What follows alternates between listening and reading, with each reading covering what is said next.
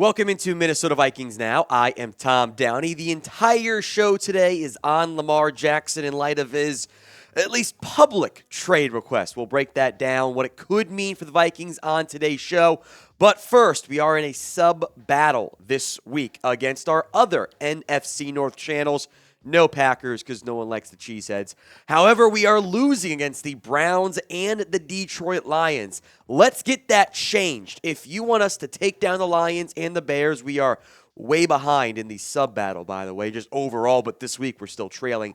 Hit that sub button right now for free Vikings videos all off-season long, including plenty of NFL draft coverage. Let's begin with Lamar. First up, a lengthy, weirdly threaded tweet that goes as follows. A letter to my fans, which is a tweet, not a letter, but still.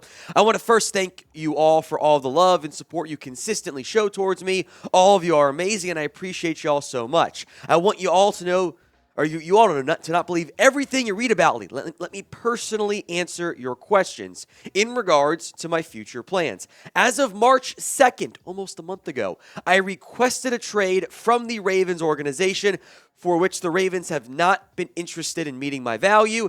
Any and everyone that has met me or been around me know that I love the game of football, and my dream is to help a team win the Super Bowl. You are all great, but I had to make a business decision that was best for my family and I. No matter how far I go or where my career takes me, I'll continue to be close to my fans of Baltimore Flock Nation and the entire state of Maryland. You'll see me again. So, too long, didn't pay attention. Lamar Jackson has formally requested a trade from the Baltimore Ravens. That was before they put the non-exclusive franchise tag on Lamar Jackson. It is another sign of a just chaotic offseason for Lamar and the Ravens of the where could he go? Could he go? There's chaos everywhere in I'm calling it the Lamar Jackson saga for a former NFL MVP who has battled injury the past couple of years, a not-so-great supporting cast, but has been, depending on where you rank him, a top 10, pretty much consensus NFL quarterback. Those guys don't often hit the open market, and when they do, well, there's a big asking price. Deshaun Watson or, well, Kirk Cousins was maybe the top actual quarterback to truly hit the open market, and he was maybe top 10. Some pros and cons coming for the Lamar Jackson Vikings. First, some of the why it might not end up happening. The Kirk Cousins no-trade clause does loom very, very large in this whole conversation. He can say, no, I don't want to go there, and cause issues.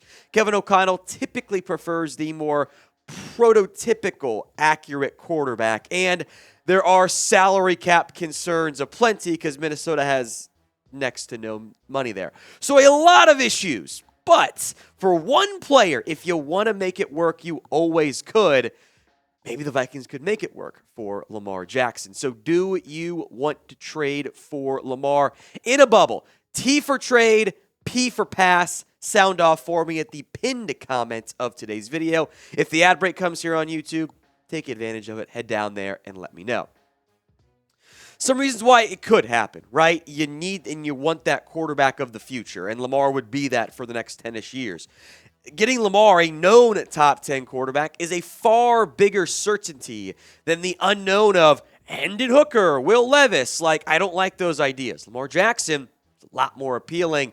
You would instantly become the favorite, I believe, in the NFC North. I think that's how good Lamar is, and you would be a legitimate Super Bowl contender with a top-shelf quarterback like Lamar.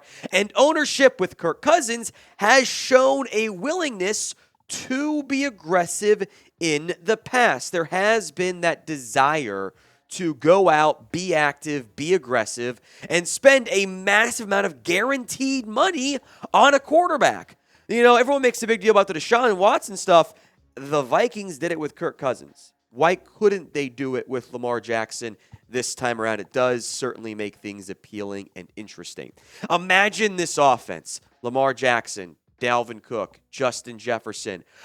You would probably have to work out a trade of Lamar. We'll go more in depth on this later with the Ravens, Lamar, Vikings all agree on the trade package and the contract, etc., to make it different than just the 2 first-round picks offer sheet because you need the a particular Kirk Cousins deal to go down. He's got to be on board too, so there are some moving pieces there. So you probably don't have your first-round pick. Maybe spend a day 2 pick on a receiver.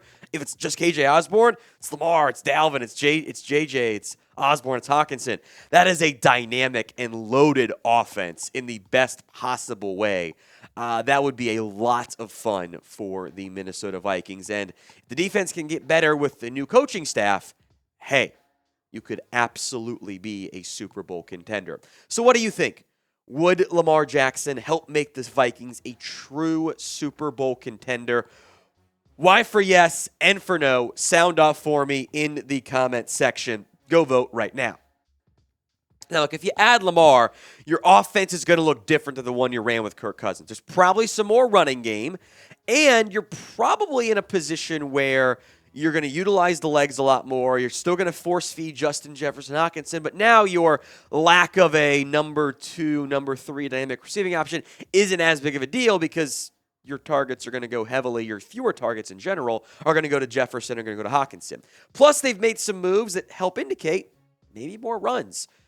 C.J. Ham brought back as a fullback. Josh Oliver got a surprisingly large and, frankly, even with the other deals that have gone down at tight end, this deal, frankly, if I may be objective and honest here, doesn't look very good. Dalton Schultz signed a $6 million deal, basically. So to pay Josh Oliver $7 million there's an out after year 1 that's very minimal, though. It's really a 2-year deal. It's not a great deal. It was kind of a weird contract, but he's a run-blocking tight end. You have Hockenson. You pay Josh Oliver $7 million per year. I think you're going to have a lot of 2 tight end sets this year in Minnesota, which is pretty interesting, which would be a great fit for Lamar Jackson, who knows Josh Oliver from the time together in Baltimore, right? The Vikings didn't run the ball that effectively last year.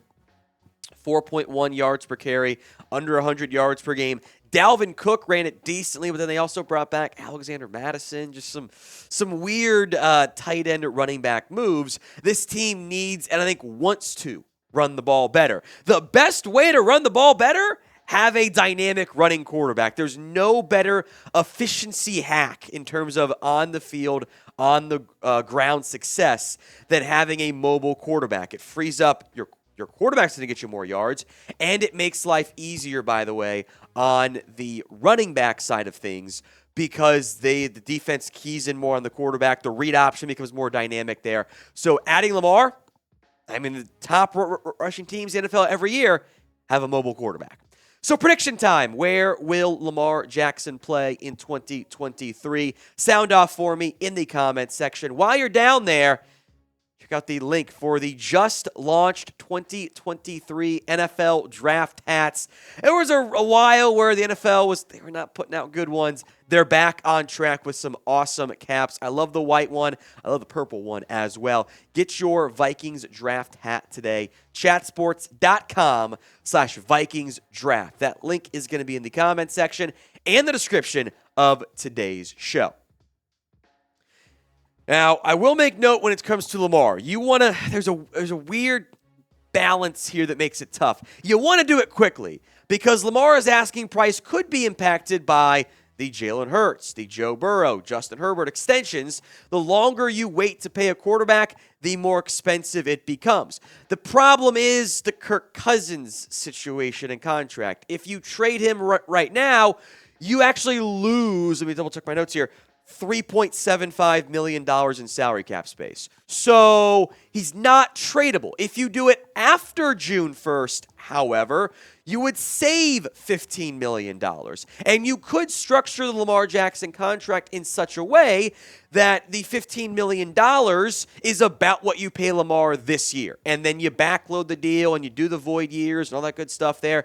And it becomes manageable to make the money work even with Kirk Cousins being traded, but you have to wait till after June 1st. That would also require the Ravens agreeing to trade Lamar to you. Lamar being willing to wait. Now you're behind on the offseason program because he's not in your program until after June. The Ravens don't get a first-round pick this year, and that contract situation, because you really don't want to be paying $38 million for Lamar this year, or for Kirk Cousins this year, and, $20 million for Lamar without having to make some significant other roster moves that would impact your talent level. So that's what makes it so tricky. The presence of Kirk Cousins in the end really limits the Vikings' flexibility and ability to acquire Lamar Jackson, who I'm not even anti-Kirk, by the way. Like, I like Kirk Cousins. I just still continue to wonder if at this point in his career, even though a lot of other teams would desperately love a Kirk Cousins, it makes things challenging from that perspective. And you wonder if he's good enough to get the Vikings to where they want to be in terms of the playoff success. All right, that is the end of today's video. If you are a real one, if you made it all the way to the end, type real one in the comments section. And producer Patrick, our Vikings superfan, will show you some love down there.